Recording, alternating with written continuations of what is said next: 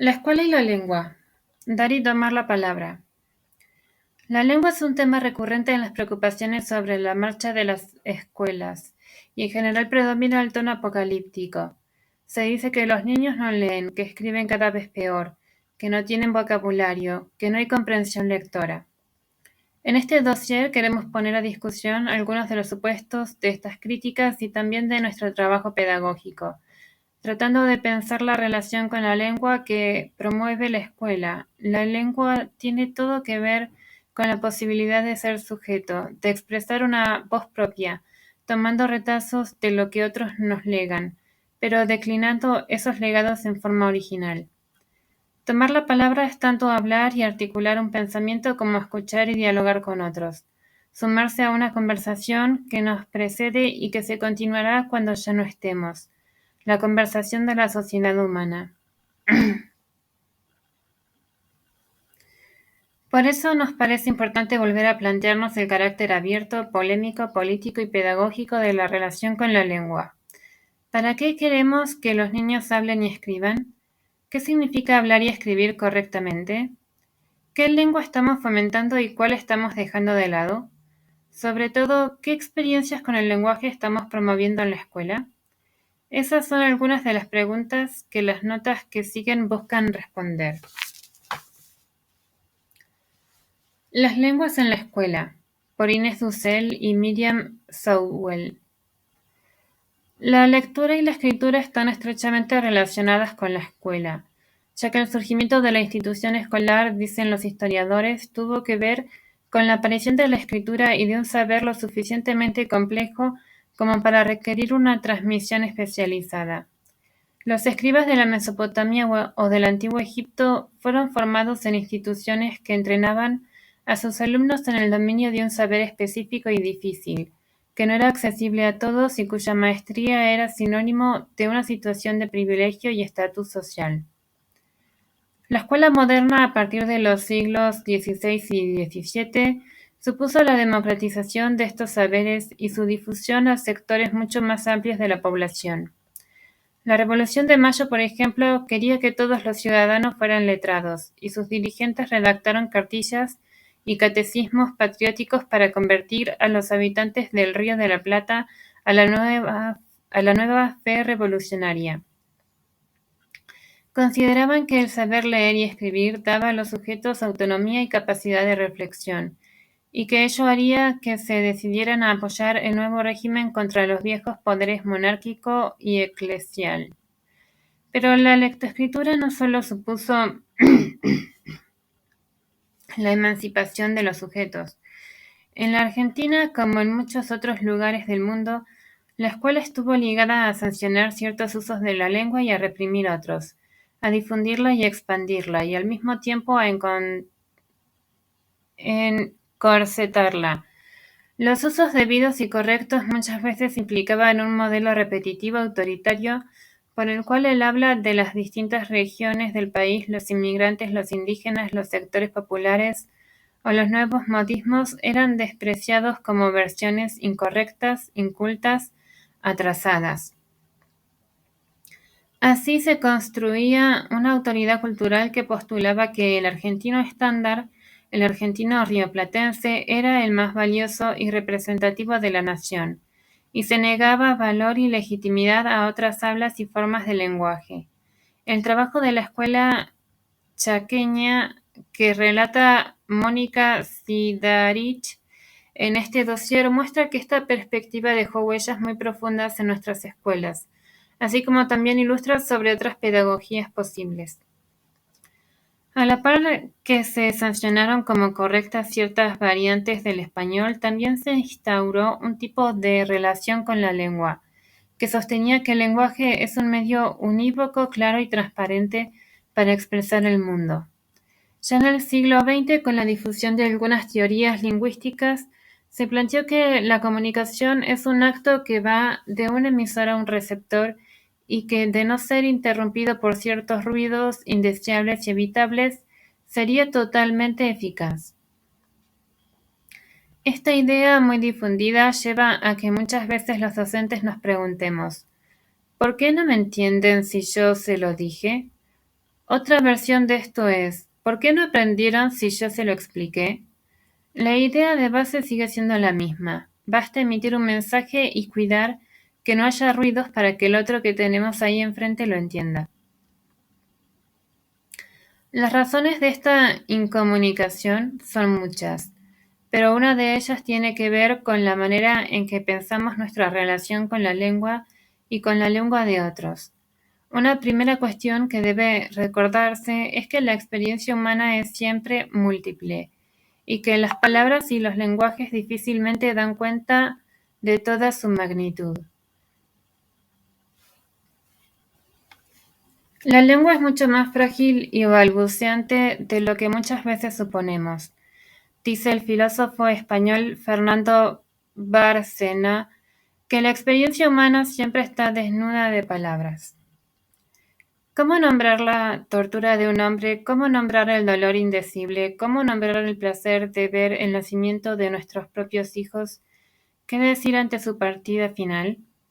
La dificultad para encontrar la palabra justa, la necesidad de hacernos cargo del abismo que separa nuestra experiencia de la capacidad expresiva del lenguaje, nos lleva a plantear una lección de humildad en relación a la lengua. Uno siempre se sirve de las palabras de otros para encontrar su propia voz, pero no debe renunciar a la poesía, que no es una práctica elitista de excelsos espíritus, sino a una posibilidad de volver a intentar otros vínculos entre palabra y experiencia, una oportunidad de articular una voz singular. El artículo de Carlos Scliar, incluido en este dossier, nos invita a confundirnos allí donde siempre ha habido certezas y visiones unívocas de la lengua, de la única palabra autorizada, y a pensar en otras voces y lenguas de los otros. Así como no hay una relación simple y lineal entre experiencia y palabra, tampoco hay una relación lineal entre lenguaje y sector social. De manera que también necesitamos revisar la idea de déficit o privación cultural que está en la base de muchas pedagogías.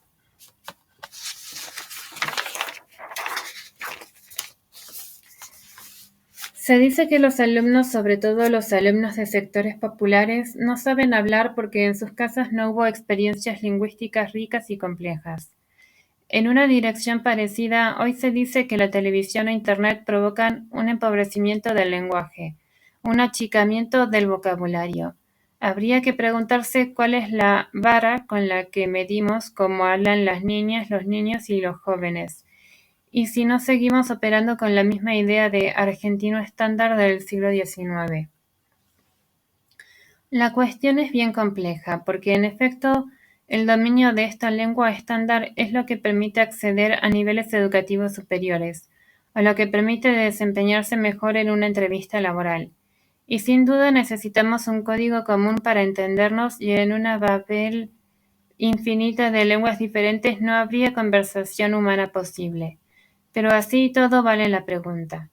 Antes que nada porque para los niños y adolescentes puedan articular una voz propia con las palabras de otros, necesitamos que lo perciban como algo valioso, interesante, desafiante. Como señala el sociólogo Bernard Laire, es el tipo de experiencia vivida con la lengua y la escritura lo que define la competencia lingüística, y no cuántas palabras tenga el léxico de cada uno o su precisión gramatical, aunque son importantes, porque si no conozco las palabras o la sintaxis no podré usarlas. Estas servirán de poco si no hay una relación metalingüística con el lenguaje, una reflexión sobre los usos y condiciones para producir los enunciados, y esa relación reflexiva solo puede lograrse si es objeto de un trabajo pedagógico dirigido a ese fin. En estas páginas incluimos además una entrevista al escritor Daniel Link, quien está investigando sobre las nuevas prácticas de lectura y escritura en Internet y que aporta una mirada sugerente sobre este nuevo universo tecnológico. Silvia Pasos también suma su visión sobre el género del lenguaje, o el lenguaje del género, convocándonos a pensar sobre la no neutralidad del lenguaje y la necesidad de asumir una perspectiva no sexista en nuestra pedagogía. Marcela Isaías relata la experiencia del Congreso de los Niños que invitó a reescribir los diccionarios, combinando la poesía de reinventar las palabras con la política de dar voz a los niños.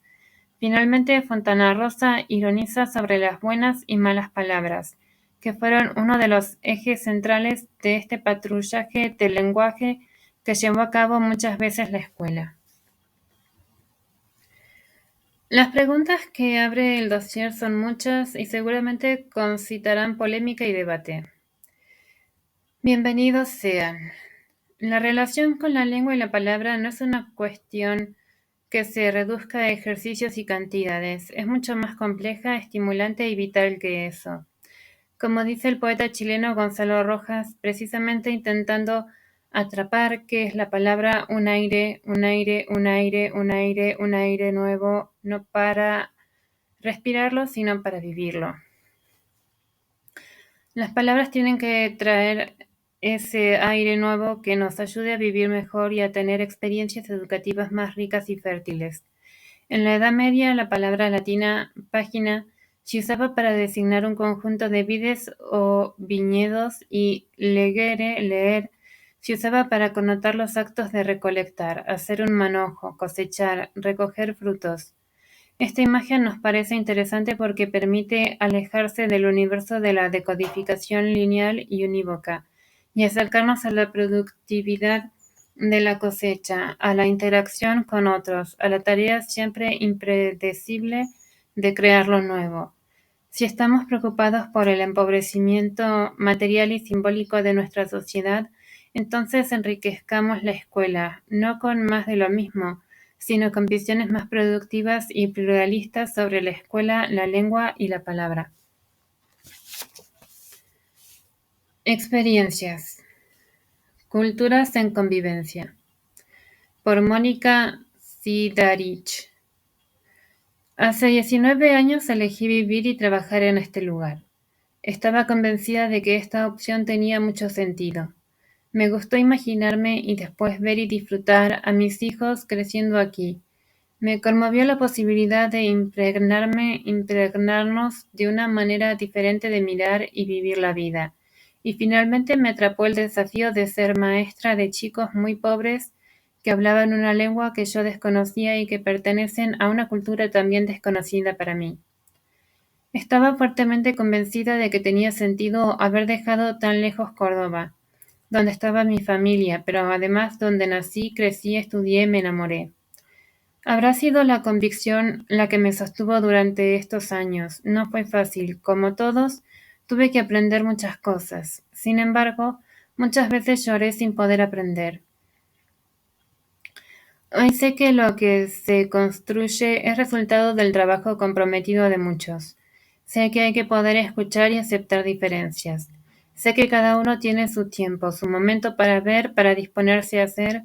Sé que hay que ser capaz de acompañar a otros y aceptar ser acompañado. Sé que a veces hay que estar en el ojo de la tormenta y hay que tratar de salir entero, cuidando a los que están cerca. Sé que muchas veces se corre el riesgo de perder de vista lo fundamental, atrapado en mezquinas voluntades. Sé que a veces hace falta estar en el centro y otras veces hace falta irse hacia el costado. Todos tenemos mucho para contar de lo que hemos aprendido. A veces el aprendizaje es compartido, otras veces en mucha soledad y con costos muy altos. Y duele, claro que duele, por eso para los que elegimos este camino. Darnos cuenta de esto fue muy importante y le dio a la experiencia un matiz diferente. La gente del lugar. Esta comunidad donde vivimos se llama Sausalito.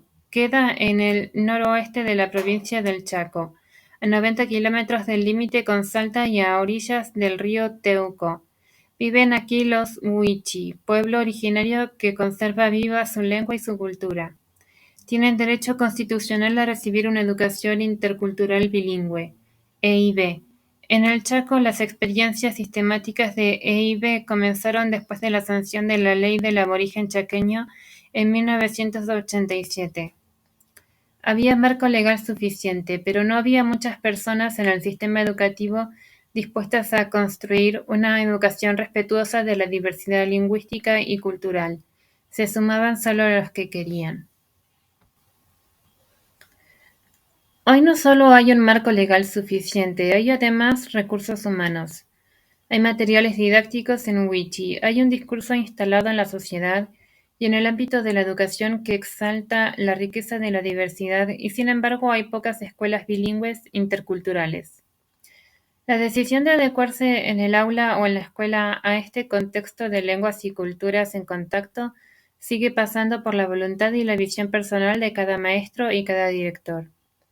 Muchos incorporaron el discurso, pero no los cambios, y así cada uno de nosotros y de muchos otros en regiones similares del país, Salta y Formosa, por ejemplo, en función de nuestras convicciones, del acceso a capacitación específica, a materiales adecuados, de los tiempos propios del contexto institucional, decide revisar sus recursos didácticos, la metodología, los contenidos y se va animando a modificar su práctica, ¿o no? ¿Cómo trabajamos? Al comenzar la escuela, los chicos son monolingües, Wiki, y esto plantea una serie de dificultades que van desde la comunicación más sencilla con los maestros, que somos monolingües castellano, hasta la comprensión, primero a nivel oral y luego también a nivel escrito, de consignas complejas. Sin duda, esto afecta el rendimiento en todas las áreas. Se desempeñan junto a nosotros los auxiliares docentes aborígenes. Son jóvenes wichí formados en un curso de 3 años. Tienen la función de enseñar su lengua y su cultura siendo mediadores interculturales entre la escuela, los niños y la comunidad.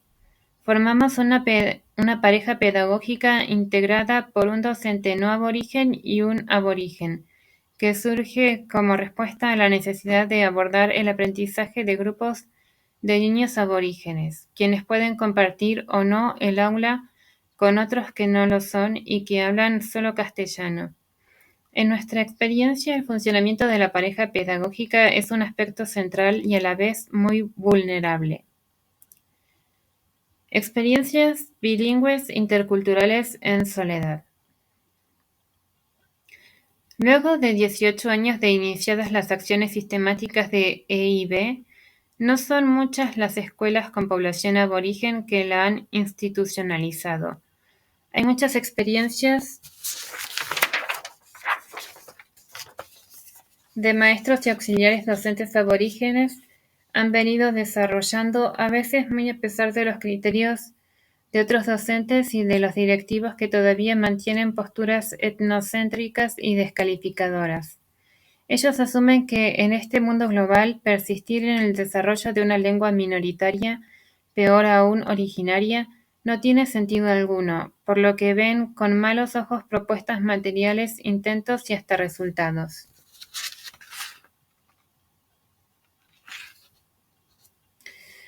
Los maestros decididos a adecuar su práctica a esta realidad de lenguas y culturas en contacto nos desempeñábamos en diferentes escuelas, distantes entre sí y solo nos veíamos ocasionalmente. Algunos ni siquiera nos conocíamos. Esto dificultaba mucho el fortalecimiento de esas prácticas que, en soledad, cada uno consideraba más o menos valiosas. Nos ha costado mucho sostenernos, avanzar y animarnos a mostrar procesos y resultados que nos parecían interesantes.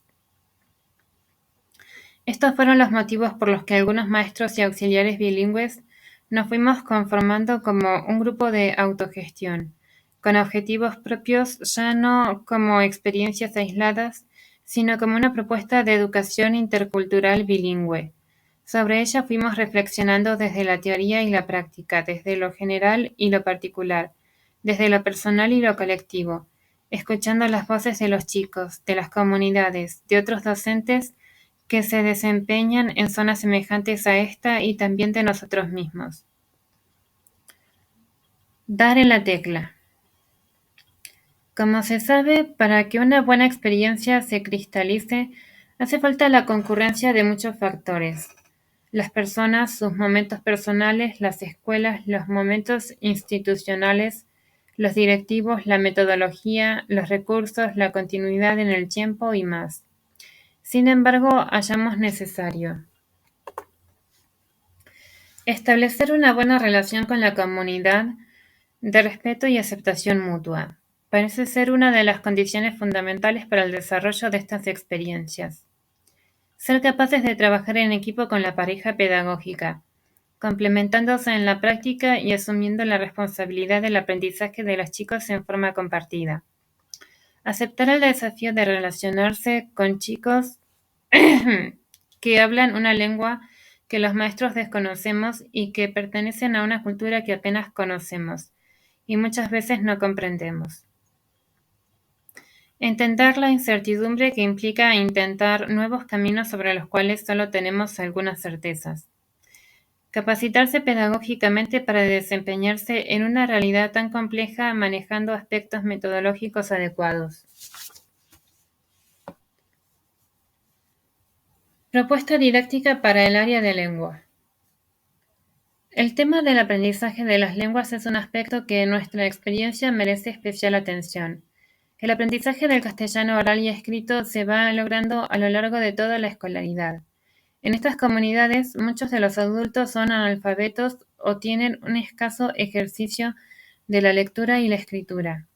No hay muchos textos escritos, ni está planteada desde el desempeño en las actividades cotidianas la necesidad de aprender a leer y escribir.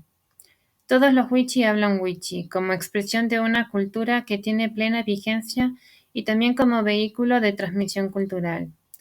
Valoramos estos bienes culturales, frente a lo cual nos planteamos el diseño de estrategias que favorezcan su desarrollo en un marco que a la vez permita la apropiación de los códigos y la lengua de la sociedad envolvente como un enriquecimiento intercultural y nunca como sumisión o dominación cultural.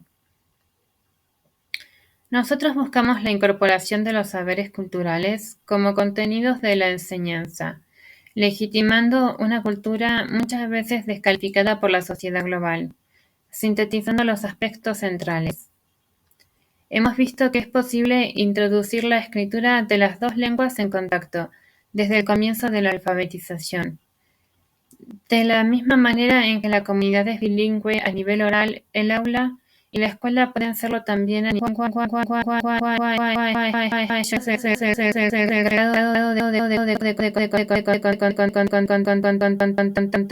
contacto o inmersión.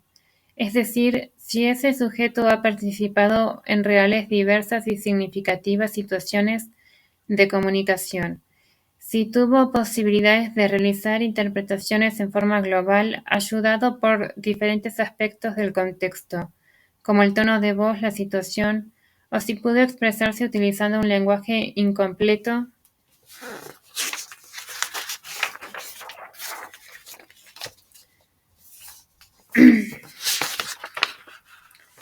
pero dándole a su intervención sentido completo.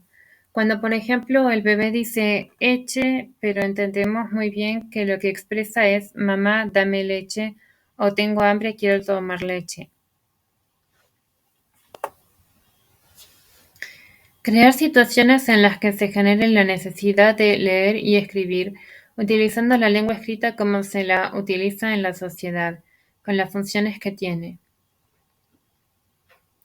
Cuando se trata de chicos en cuyas familias y en cuya vida cotidiana no han visto a los adultos leer y escribir, es muy necesario mostrar en la escuela diversas situaciones en las cuales pueda descubrir para qué sirve este objeto social que es la lengua escrita, para comunicarse, para guardar memoria, para informar.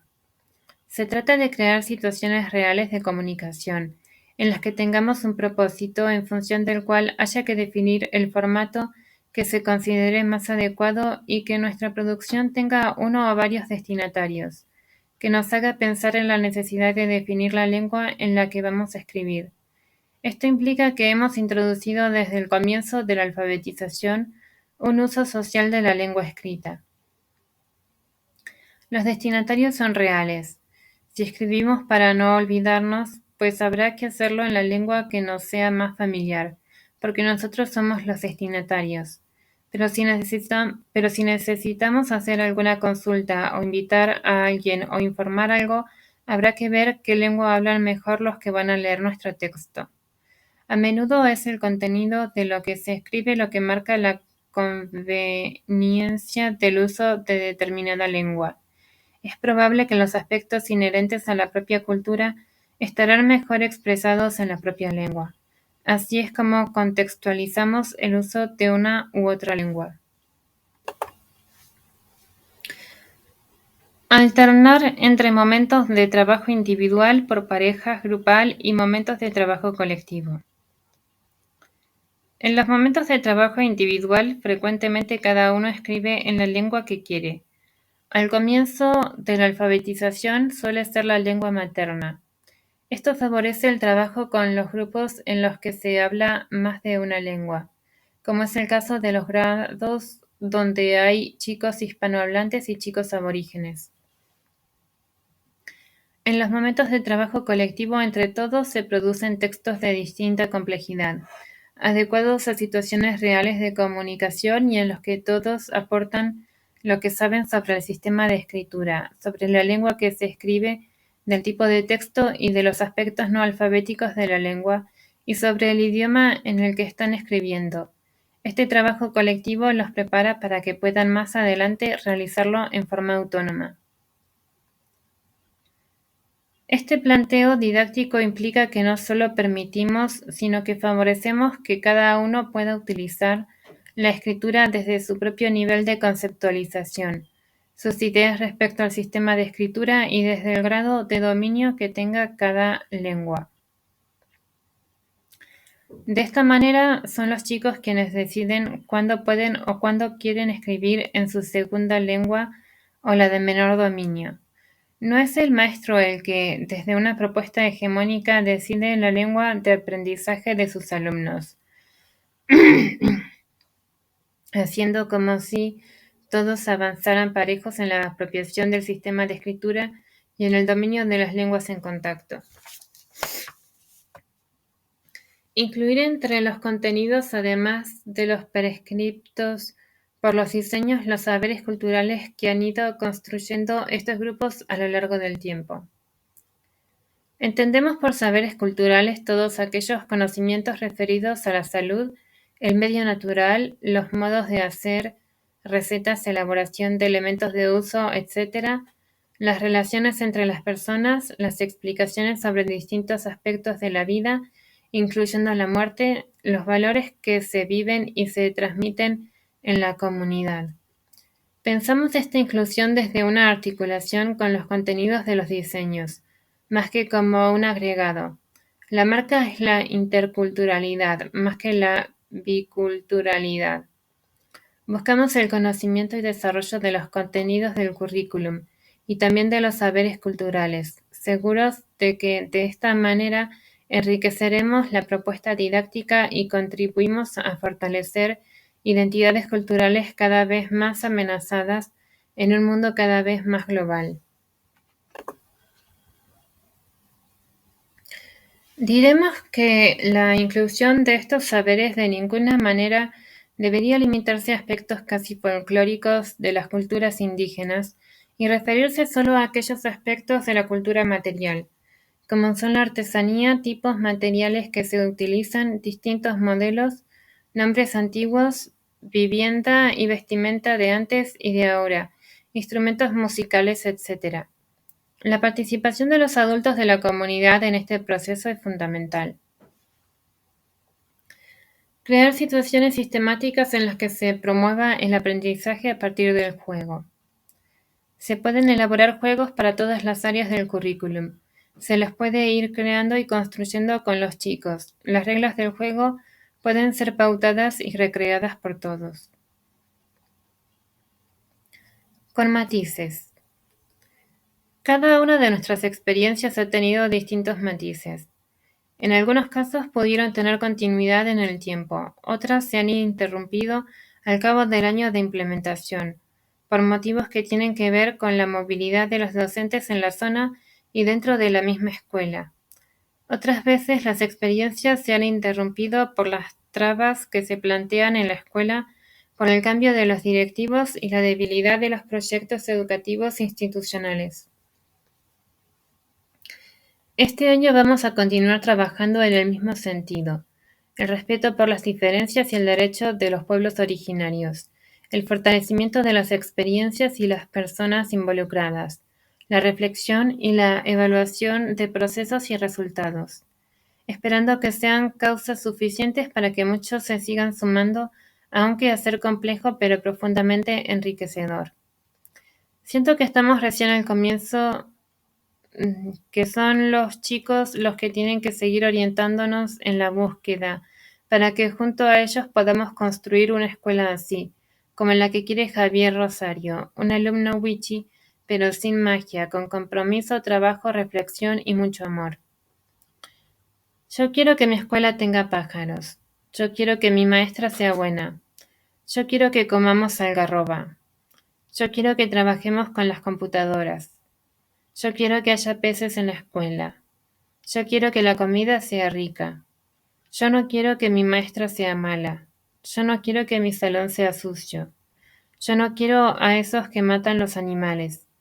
Yo quiero que yo sea un mago.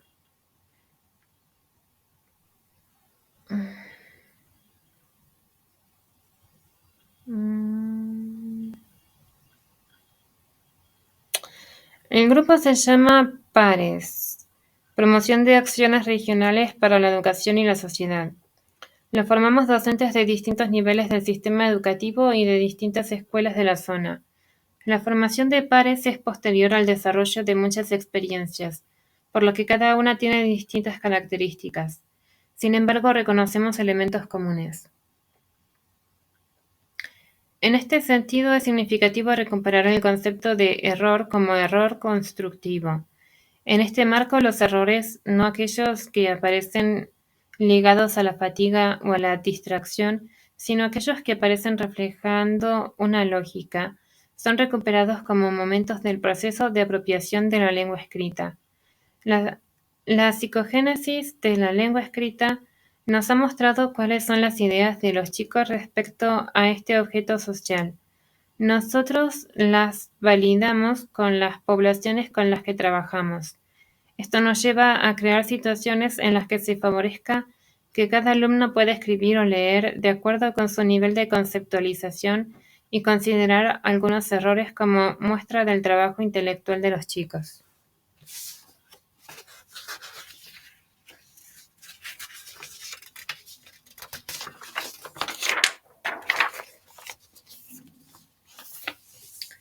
Las malas palabras, por Roberto Fontana Rosa. No voy a lanzar ninguna teoría. Un congreso de la lengua es un ámbito apropiado para plantear preguntas y eso voy a hacer.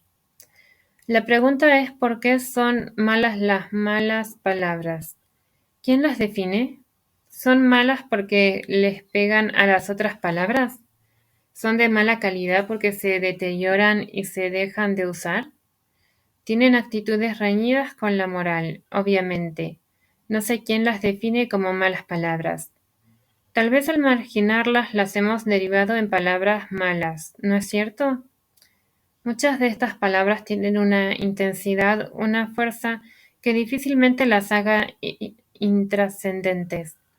De todas maneras, algunas de las malas palabras, no es que haga una defensa quijotesca de las malas palabras, algunas me gustan, igual que las palabras de uso natural.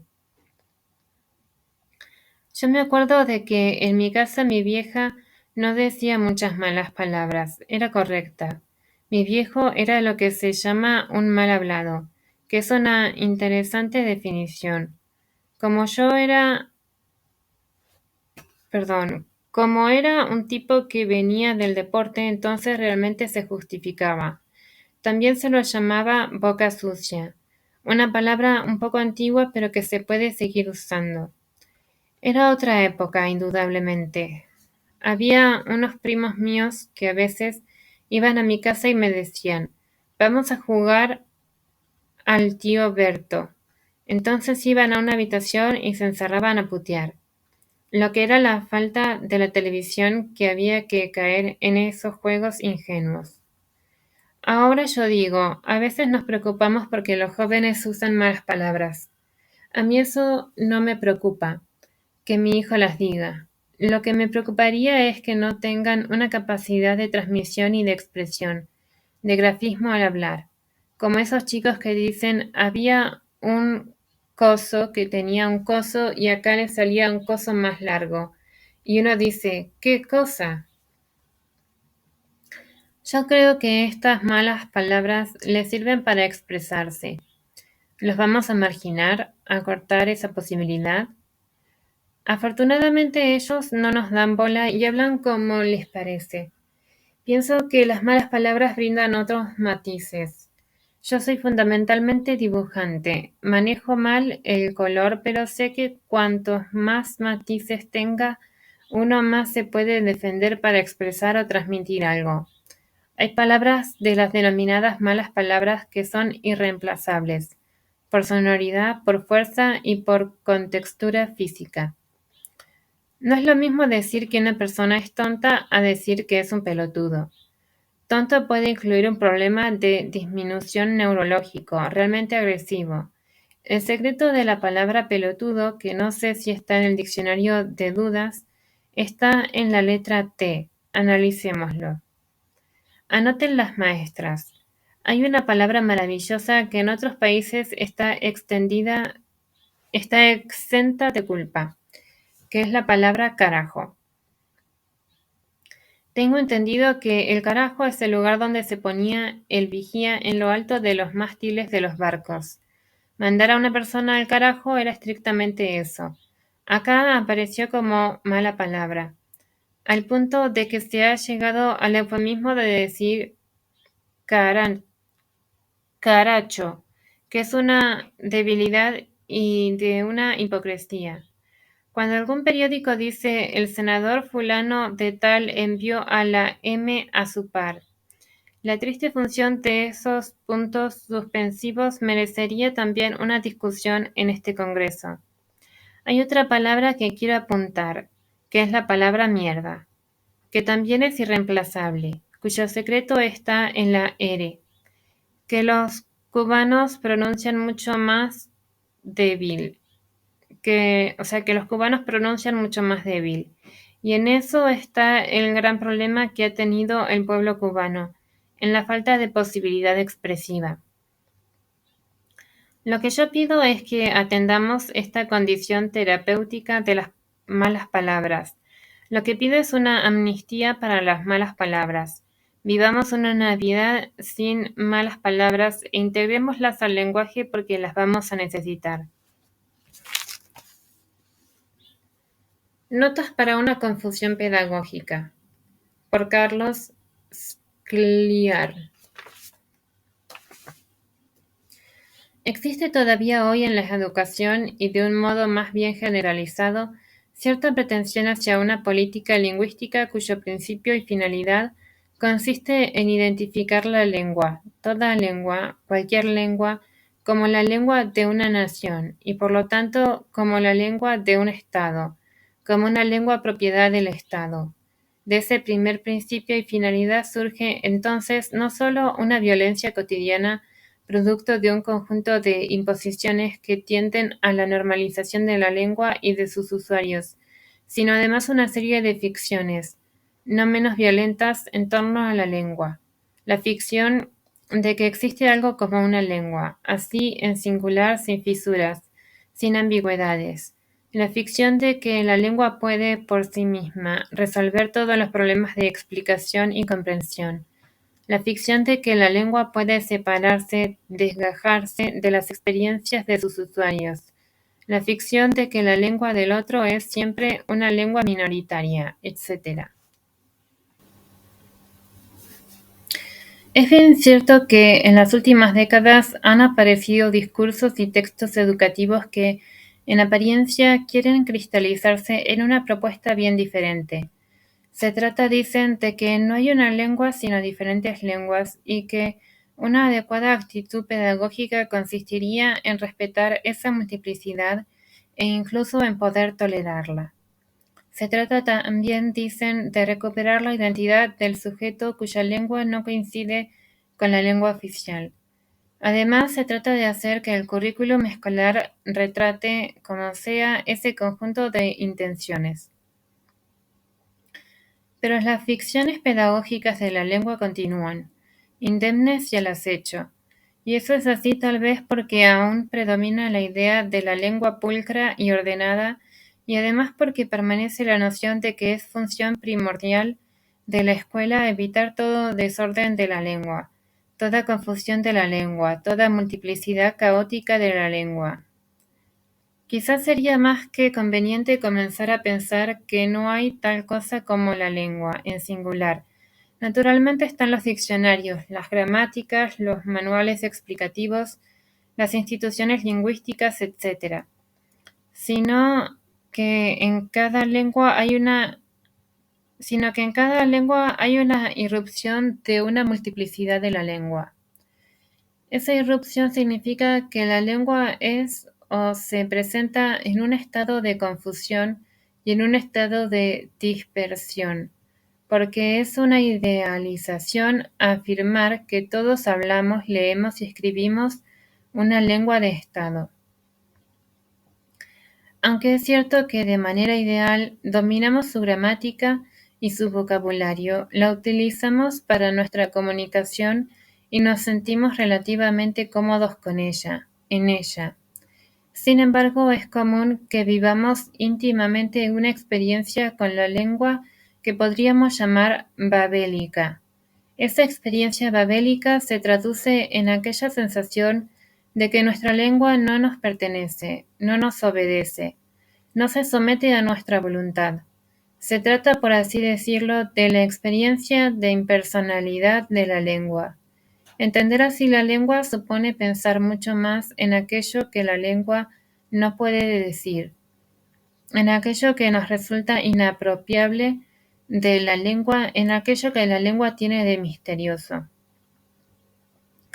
Hay entonces una fuerte paradoja, o un cierto antibabelismo, en lo que se refiere a la política de la lengua con relación a la experiencia que tenemos cada uno de nosotros con ella.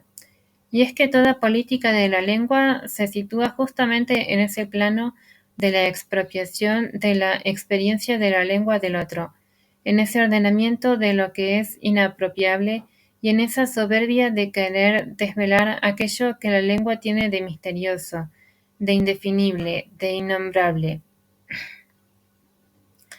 Si entendemos la educación como una búsqueda inquietante, incómoda, difícil y muchas veces exasperante de la cosa en común, la imposición de la lengua se constituye ni más ni menos que en su propia contradicción, pues no habría la posibilidad de buscar la cosa en común si ello presupone un principio irreductible que es el del poder de una lengua que no es común, que no puede ni debe ser común. Esa paradoja y esa negación han hecho que la educación se planteara la necesidad imperiosa de incorporar de algún modo las lenguas del otro al ámbito escolar. Así estamos asistiendo al fenómeno de la tematización de las otras lenguas, las diferentes lenguas indígenas, las diferentes lenguas generacionales, las diferentes lenguas regionales, las lenguas de señas de los sordos, etc. Cabe aquí hacerse esta pregunta. ¿Es posible tematizar, hacer un tema, transformar en temática la lengua que es del otro? La respuesta, claro, es negativa, pues de hacerlo estaríamos tendiendo una vez más esa trampa, muchas veces voluntaria, que confunde la lengua con la experiencia de la lengua. Y volvamos entonces a una pregunta anterior. ¿Cómo podría plantearse la relación entre la búsqueda de la cosa en común y la lengua que es del otro?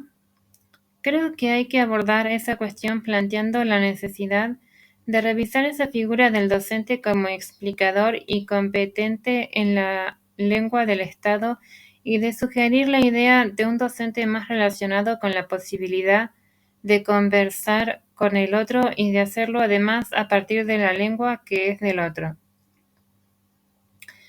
Pensemos como ejemplo en la educación de los sordos y en la lengua que es de los sordos. Hay aquí una dualidad que muchas veces ha hecho de esta pedagogía algo tan improbable cuanto imposible. Sabemos que, por lo general, los niños sordos adquieren una lengua de señas de los adultos de la comunidad de sordos, una lengua que no es universal ni nacional, y que está atravesada obviamente por todos los recortes de identidad de los usuarios: sexualidad, generación, edad, clase social, género, cuerpo, etc. ¿En qué lengua entonces puede plantearse la búsqueda de la cosa en común en la educación de los sordos? ¿Cómo se conversa además en esa educación particular acerca de la búsqueda de la cosa en común? ¿Son las lenguas de señas algo que solo debemos convertir en una temática escolar?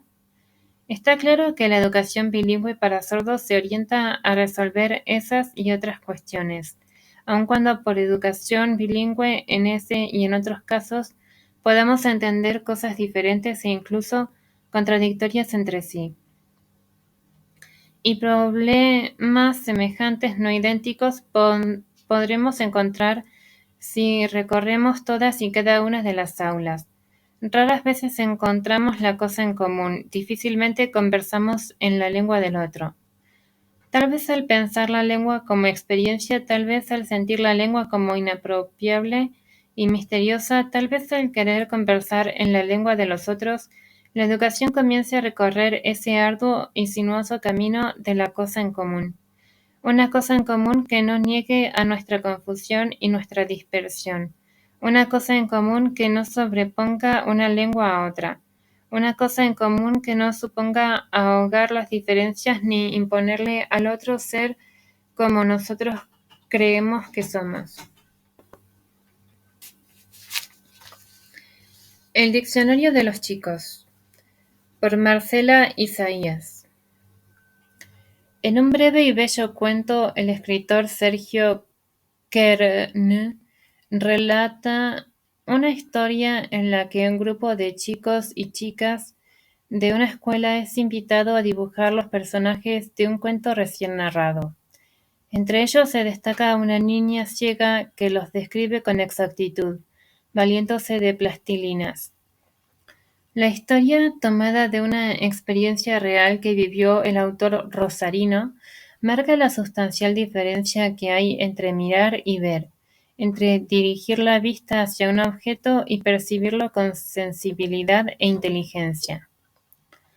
La analogía sirve para explicar por qué mientras el diccionario de la Real Academia Española indica que mamá remite a madre y esta significa la hembra que ha parido, amar es tener amor a alguien o algo.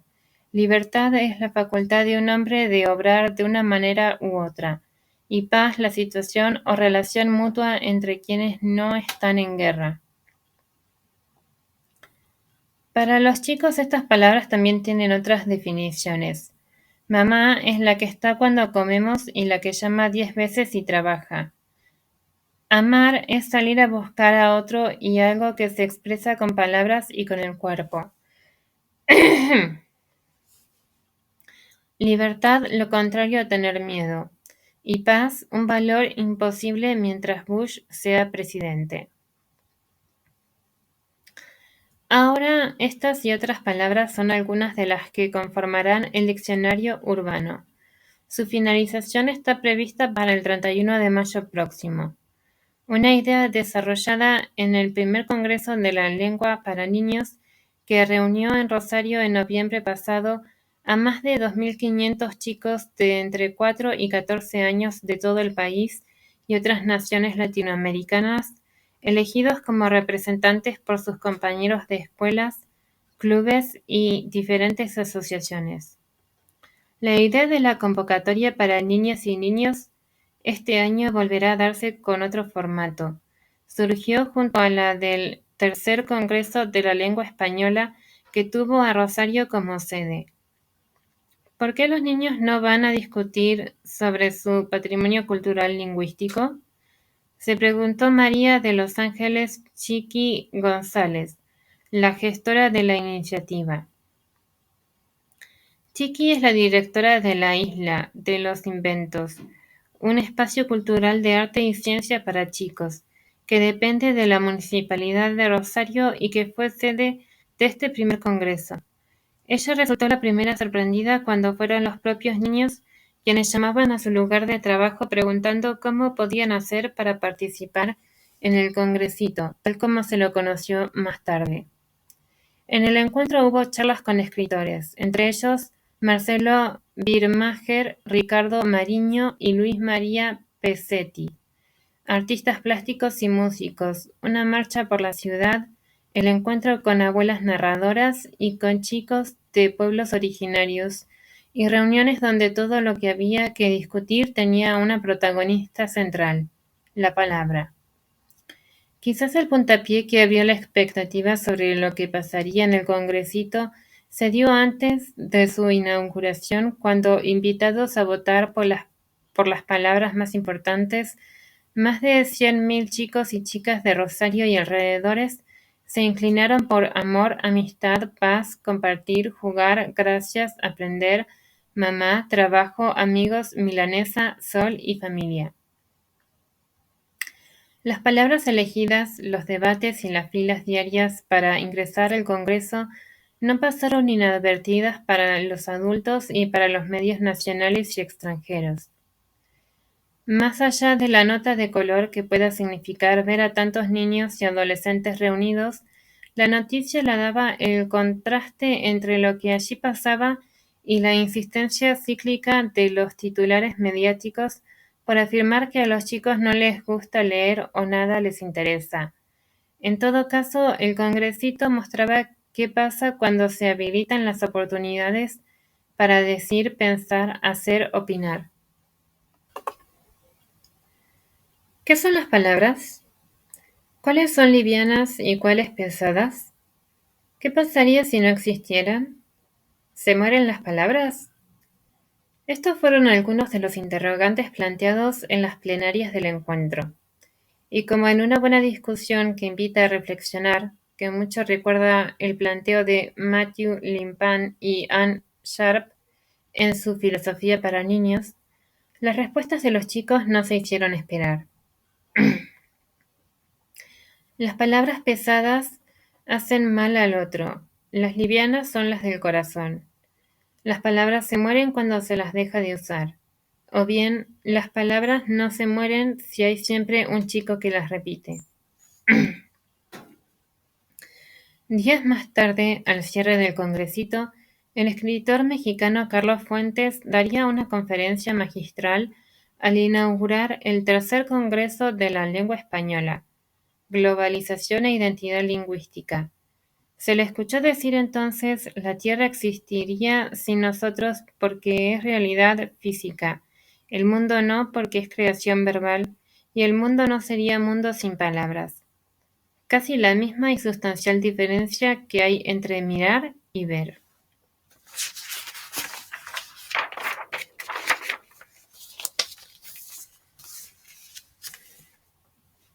Las palabras y la cuestión de género, por Silvia Pasos. Mi educación, mi cultura y la visión de la sociedad tal como era, todo me convencía de que las mujeres pertenecían a una casta inferior. Simone de Beauvoir, Memorias de una joven formal, Sudamericana, Buenos Aires, 1972. 90 hombres y una mujer estaban atentos. Un hombre y 90 mujeres estaban atentos. Son oraciones correctas. Ni se piensa en cuestionarlas. Se han naturalizado, como años atrás que María González se casara y pasara a llamarse María González de García, no parecía extrañar a nadie. Afortunadamente, este de posesivo va desapareciendo, y también las parejas están optando por que estos hijos, por ejemplo, se llamen Luna García González y Martín García González, con lo cual el apellido materno también quede incluido en el hijo que ambos concibieron. Pero como se puede observar, siempre lo masculino prima sobre lo femenino. Esa es la regla. Lo masculino protege, abarca, absorbe lo femenino. La consecuencia, la mujer se vuelve invisible. Al respecto podría citarse una opinión vertida hace unos años por la ya fallecida doctora Ofelia Covacci, que fuera presidenta de la Academia Argentina de Letras. El diccionario no está en contra de las mujeres, sino que recoge la forma de pensar de una época. Para hablar del padre y de la madre se dice los padres, y el rey y la reina se engloban en los reyes, pero solo porque el masculino es gramaticalmente el término extensivo. La cuestión es qué se pierde cuando se usa ese masculino plural omnicomprensivo. Una opción es hablar de género porque ya se sabe qué le ha tocado a ella en la distribución cuando se hacía foco en el sexo. La perspectiva de género es una construcción cultural, un modo de crear una realidad y un modo de percibir el mundo, una visión más abarcadora que intenta analizar otros conceptos. Si la mujer durante años fue caracterizada por las culturas como persona débil, histérica o inferior, nunca podríamos escapar de ese destino ni rebelarnos, porque habría sido impuesto por el mandato de la naturaleza. Se nace, luego no hay reclamo. Esa es la trampa, porque la naturaleza solo marca la anatomía, no el modo de ser de un sujeto humano que responde a las exigencias históricas, a las costumbres, la política y la economía de las distintas épocas. Por eso actualmente no se habla de sexo femenino, sino de género, afirma Eva Gilberti. Excluida y vinculada a lo peyorativo. Si hasta en la Declaración de los Derechos del Hombre y del Ciudadano la mujer ha quedado afuera, el uso de la expresión el hombre como sinónimo de humanidad es toda una muestra. Ella no se ve, no se menciona, permanece relegada al ámbito doméstico, como reina del hogar, feliz y cantando porque está fregando una asadera, tal como se la ve en estos días en una publicidad de la televisión. Pero estos estereotipos y preconceptos se hallan en el diccionario de la Real Academia. Así, por ejemplo, se encuentran adjetivos, sustantivos y expresiones con diferente valor semántico, según se refieren a mujeres o a hombres. Hijo a de su padre. Denota la semejanza del hijo en las inclinaciones, cualidades o figuras del padre. Pero hijo a de su madre significa bastardo o hijo de puta. Esta última expresión, con el significado de mala persona, no posee equivalente en el mundo de los hombres. La mujer está con frecuencia ligada a lo degradante, peyorativo y oscuro. Por eso las brujas son feas y malvadas, y los brujos son hechiceros dotados de poderes mágicos. En el vocablo mujer, afortunadamente, la mujer de su casa lleva un elogio, porque otras, mujer mundana, es la prostituta. La mujer fatal es harto peligrosa, ya que acarrea un fin desgraciado, y la pobre mujer es aquella de cortos talentos e intuición. Una mujer pública es una prostituta, mientras que hombre público es el que tiene una vida pública conocida, en general como político. Y ni hablar de los órganos de ella, que generan furor uterino, por ejemplo, porque los hombres nunca se exceden en su pasión, tan racionales ellos. En cambio, los hombres poseen pene, órgano, que sirve para miccionar y copular. Pero parece que esto último lo hacen solos, porque no se menciona una partecita siquiera de la mujer que intervenga en el acto sexual. Y ama es la dueña de un burdel, sin equivalente en amo, sin equivalente en amo. Lo mismo sucede con el vocablo moza. Por suerte dice poco usado. Es la mujer que mantiene trato ilícito con alguno, algo que nunca haría un mozo. Y moza de fortuna o moza del partido significa lisa y llanamente prostituta. También acepta el vocablo concubina, pero no concubino. ¿No hay hombres involucrados? Verdulera es la mujer descarada y ordinaria. El verdulero, en cambio, solo vende verduras. Sargento es una graduación militar, mientras sargenta es la mujer corpulenta, hombruna y de dura condición. Genio es masculino. Calderón es un genio, el genio de la lámpara. No hay genias ni ídolas.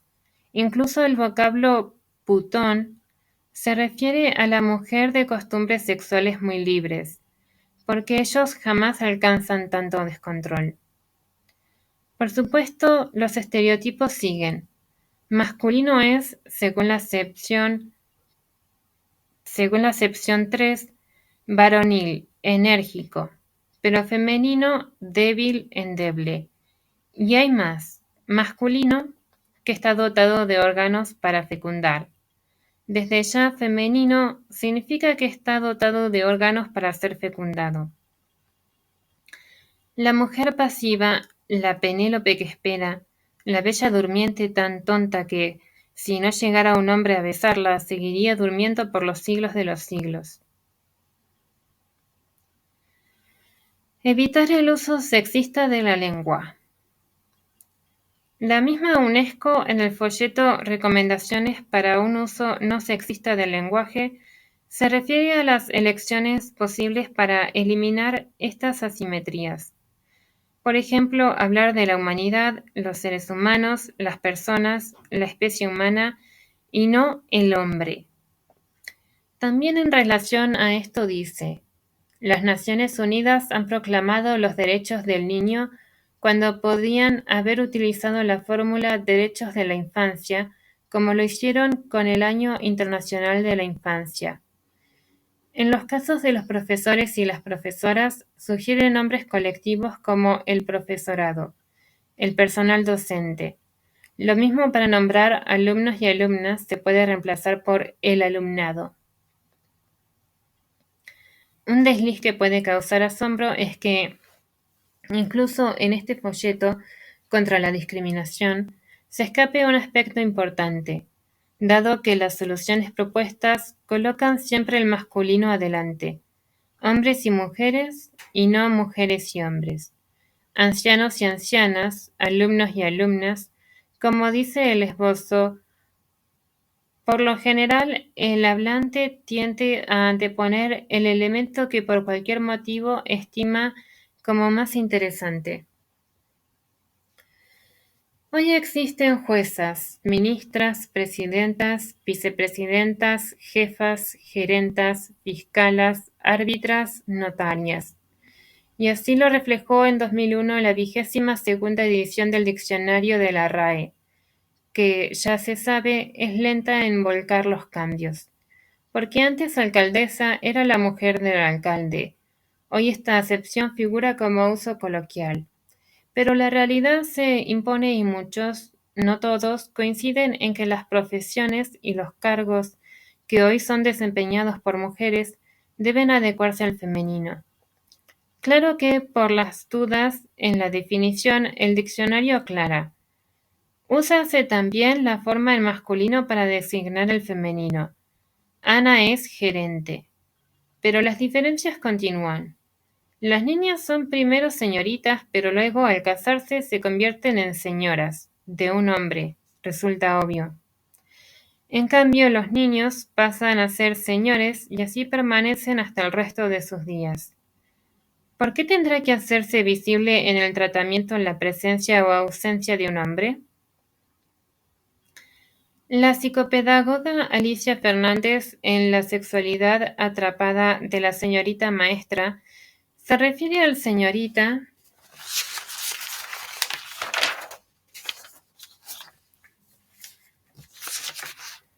nombre que recibe siempre la docente, esté casada o no.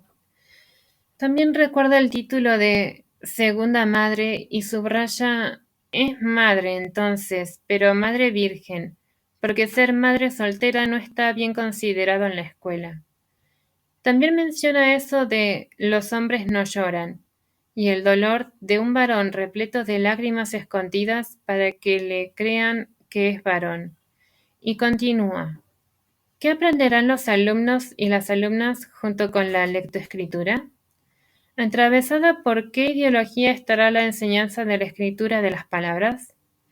La enseñanza de qué es ser varón y de qué es ser mujer no figura en el currículum de la escuela, pero el ocultamiento, la desmentida, la omisión de la identidad, entrenan a través, en- entrenan a través de lo no dicho. Desde hace ya unos años, estos aspectos se están encarando desde distintas lenguas. Así, en Alemania ya se ha dejado de usar la palabra Fräulein, señorita, porque no existe el sustantivo equivalente para nombrar al hombre soltero. De esta forma, todas son Frau, señora. También, con el fin de eliminar esta asimetría, el Instituto de la Mujer de Madrid ha sugerido utilizar la abreviatura SA para evitar la diferencia entre señora y señorita. En inglés se ha creado el descriptor MS, abreviatura entre MS y MISS. La solución de la arroba. Cuando hablamos podemos referirnos a los niños y las niñas. Los problemas comienzan con la escritura, ya que resulta un tanto denso leer o escribir. Los alumnos y las alumnas, las señoras y los señores, el chico y la chica. O en su defecto, el, la, niño, a, la, el, alumna o. Como solución, hace algunos años surgió una propuesta para sustituir la última vocal por una arroba, como signo neutro, con el objeto de formar los plurales que incluyen los dos géneros, L, S, N y ñ, S. La idea parece mejor que el uso de la barra o del coordinante con los dos sustantivos o adjetivos. Además, el símbolo figura en los teclados. Esta arroba se utiliza cada vez más en artículos y trabajos que tratan la perspectiva de género. Con esta modalidad, el diario Página 12 publicó, con su edición del 15 de mayo de 2003, el fascículo 5 días por los derechos de niños, niñas y adolescentes, financiado por Save the Children Suecia. La primera persona. Voy a transgredir en este espacio la norma periodística de la tercera persona, ya que quiero reflexionar acerca de nuestra posición como sujeto de la enunciación.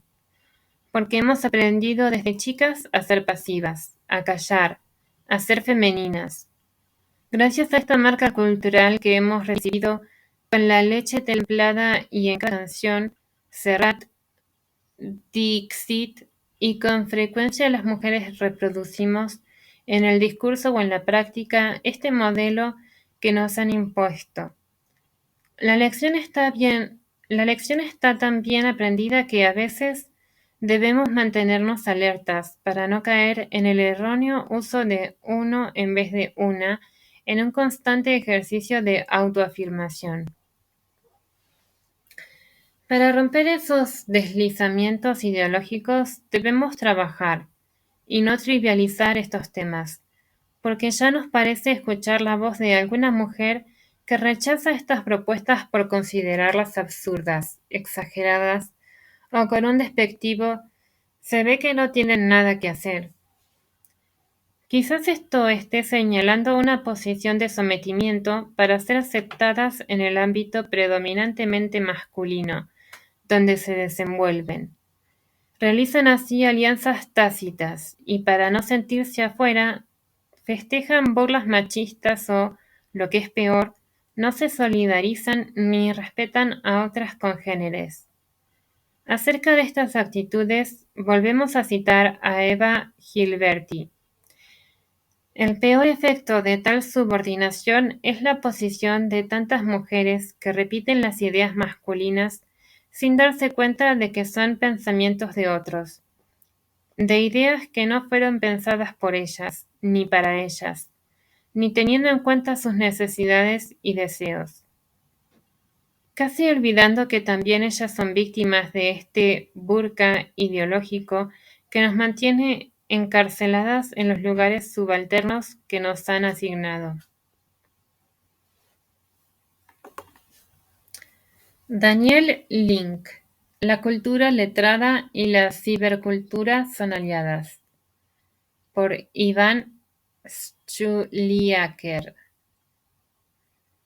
Daniel Link es catedrático, dicta literatura del siglo XX en la UBA, escritor y crítico literario.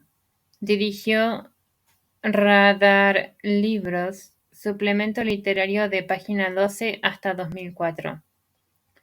¿Internet cambió la manera de escribir? Seguro, y por muchas razones. Por un lado, porque las escrituras online ponen en crisis nuestros antiguos prejuicios en relación con los límites entre lo íntimo y lo público. Los fotologs, sitios de Internet que permiten colocar fotos en la web y además dan lugar a los comentarios de los navegantes, son el mejor ejemplo de que hay que realizar una profunda revisión de esa dialéctica en la que, en definitiva, se fundan todas las demás. También lo que cambia Internet son las relaciones con la propiedad de lo dicho y, por lo tanto, con la circulación de los discursos. No soy particularmente optimista en cuanto a las potencias democráticas de la técnica en sí, pero sí creo que debemos hacer todo lo posible para garantizar el mayor grado de democracia simbólica en el vasto universo de la red. ¿Desde dónde democracia simbólica? Primero, hay que garantizar la conectividad a través de los grandes proyectos educativos, aunque parezca un planteo utópico. Lo triste del caso argentino es que en educ.ar los dineros estaban, pero faltó la voluntad. Al mismo tiempo, se trata de garantizar la gratuidad en lo que a la circulación se refiere. Por ejemplo, el proyecto Wikipedia y todo el movimiento de software libre. También está la cuestión de la escritura, que no haya mecanismos de censura para la escritura online, pero que además revisemos nuestros viejos conceptos en lo que se refiere a la valoración de los diferentes registros de escritura. Por otra parte, que todos y cualquiera puedan ponerse a escribir nos obliga a plantearnos de manera mucho más aguda que antes la rancia pregunta sobre qué es un autor. Además, gracias a Internet parece estar cumpliéndose la utopía vanguardista de el arte al alcance de todos. ¿Qué pasa con el estilo de escritura? Creo que también en este punto los cambios son notables. La red permite, por un lado, una sofisticación de los intertextos, por la vía del hipertexto, naturalmente, y al mismo tiempo demanda una claridad expositiva muy diferente a la de la cultura libresca. Sin embargo, se suele decir que el uso del lenguaje por parte de la gente joven en Internet, la recurrencia a iconos, abreviaturas, está muy lejos de ser claro y cuidado. Los chicos y jóvenes jamás se caracterizaron por el buen uso del lenguaje. Estigmatizar a los jóvenes de hoy es un resentimiento propio del mundo de los adultos. ¿De qué manera irrumpe Internet en la disyuntiva entre la cultura visual y la letrada? Internet, por lo que dije antes, vuelve a poner en su más alto sitial los ideales de la cultura letrada. Conectarse a Internet es, la mayoría de las veces, lo que nos desconecta de los medios masivos de comunicación. En ese sentido, diría que hay una competencia por el tiempo libre entre la cibercultura y la cultura industrial, pero no entre la cultura letrada y la cibercultura, que funcionan como aliadas. ¿Cómo actúa esa alianza? Actúa según el modelo de la conspiración, de manera que los hackers de hoy son los anarquistas de ayer, y la conspiración misma es un modelo bastante literario. A la vez es legítimo defender y patrocinar esta alianza, porque pienso que los valores de la cultura letrada, tales como democracia simbólica, emancipación, libre albedrío y soberanía sobre sí, son positivos. ¿Qué lugar tiene la escuela en esta alianza entre la cultura letrada y la cibercultura? La escuela debería encontrar su lugar. Por ejemplo, la vía de las multialfabetizaciones de las que hoy tanto se habla en el contexto de los estudios sobre nuevas alfabetizaciones. Más concretamente, Internet es una poderosa herramienta de investigación escolar. ¿Por qué no sucedió lo que algunos pronosticaban acerca de un retroceso de los libros ante el avance de Internet? Porque porque el retroceso de los libros como objeto cultural y como objeto de arte ya se había dado a partir de la hegemonía de los medios masivos de comunicación. El formato de Internet es la enciclopedia infinita, la biblioteca de Babel para citar a Borges, de modo que se trata de un formato libresco. Fin.